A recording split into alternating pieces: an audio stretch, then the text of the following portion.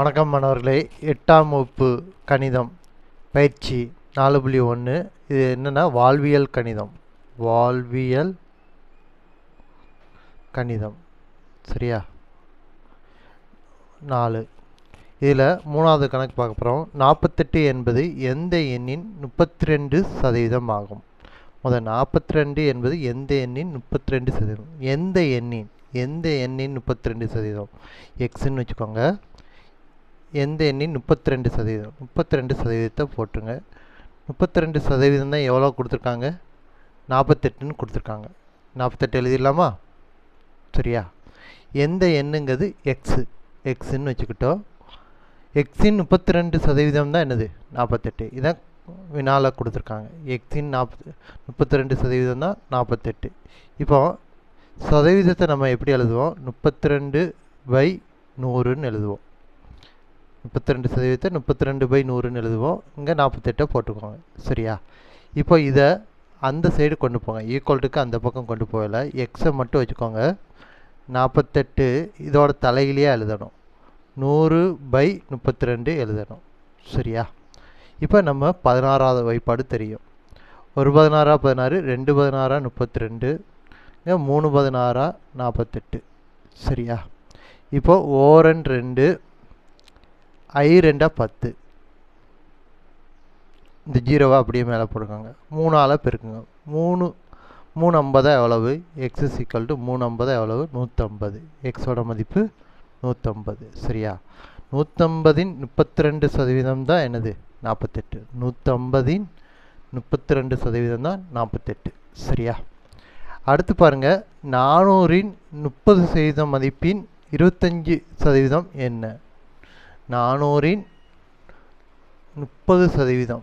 இப்போ 400ங்கிறது என்னது, 400ன் 30%னா 400 போட்டு என்ன செய்வோம், பக்கத்தில் 30% போடுவாங்க. அடுத்து பாருங்கள், இதோட 25% என்னன்னு கேட்டிருக்காங்க. 25% என்னன்னு பார்த்தீங்கன்னா இன்டு 25% நீங்கள் போட்டுக்கோங்க. சரியா. அப்புறம் ஈக்குவல்ட்டு இங்கே போட்டுக்கலாமா, ஈக்குவல்ட்டை போட்டுக்கிடுவோம். சரியா. இப்போது 400ன் 30% முதல் பார்த்துருவோம். 400ன் 30%, 30/100ன்னு போட்டுக்கலாமா. அந்த 25% அப்படியே வச்சுக்கோங்க, எதுவும் பண்ண வேண்டாம். சரியா. இப்போது 0க்கு 0 கேன்சல் ஆயிரும், 2 0க்கு 2 0 கேன்சல் ஆயிரும். இப்போ 4 × 30 120.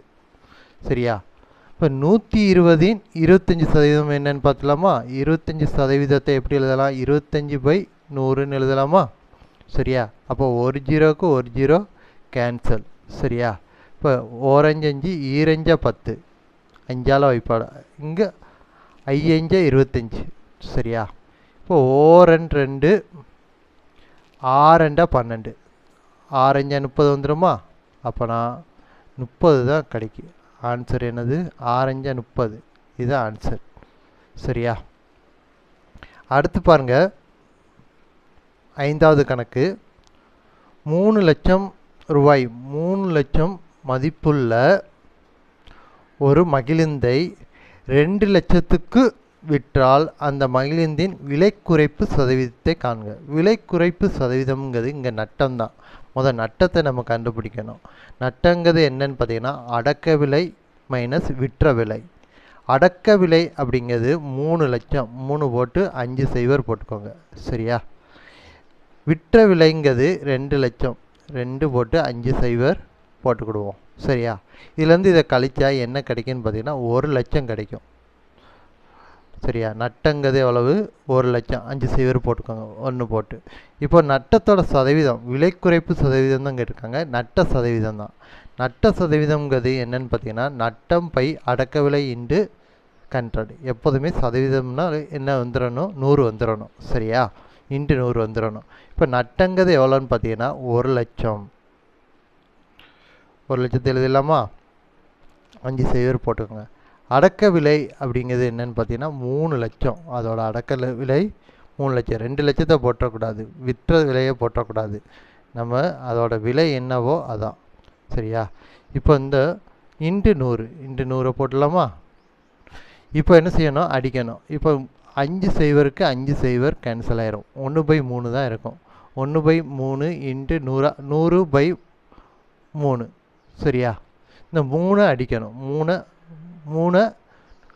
3ஆல் 100 அடிக்கணும் சரியா? நீங்கள் சாதாரணமாக நம்ம வகுத்தலை இப்படி ஃபாலோ பண்ணுங்க. 100 இங்கே 3 சரியா? இப்போ 10 மட்டும் எடுத்துக்கோங்க. 3 9 9 9 போடுங்க. அதுக்கப்புறம் கழிங்க. 10லேருந்து 9 கழிச்சா 1. இந்த 0வை இறக்கிருங்க சரியா?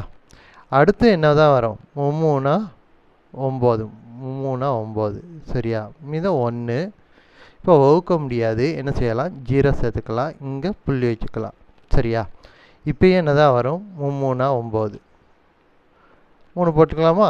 3 9 சரியா? இப்படியே தொடர்ச்சியாக என்ன செஞ்சுக்கிட்டோம்? போய்கிட்டே இருக்கும். 33.33 போய்க்கிடும். இதை நம்ம எப்படி எழுதலான்னு பார்த்தீங்கன்னா 33/1/3ன்னு நம்ம எழுதிக்கலாம் சரியா?